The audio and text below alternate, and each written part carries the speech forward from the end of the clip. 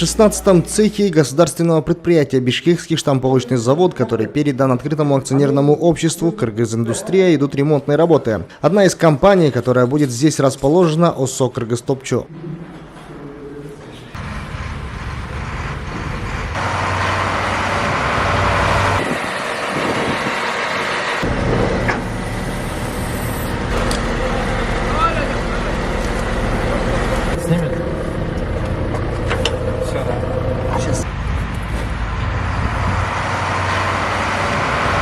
Необходимое оборудование уже привезли и разгрузили. Эксперты открытого акционерного общества «Кыргыз-Индустрия» приняли груз. По завершению ремонтных работ на объекте техника будет установлена и в кратчайшие сроки проект ОСО «Кыргыз-Топчу» будет запущен.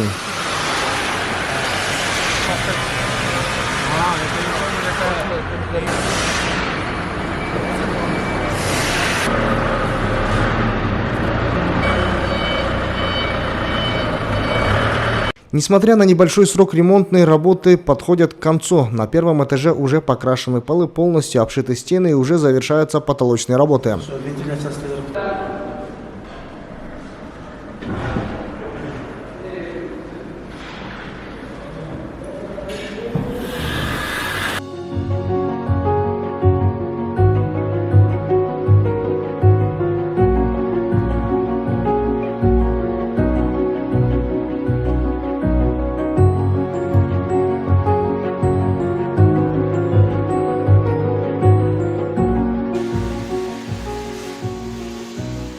На втором этаже ремонтные работы только начались. Здесь готовят основания стен для утепления.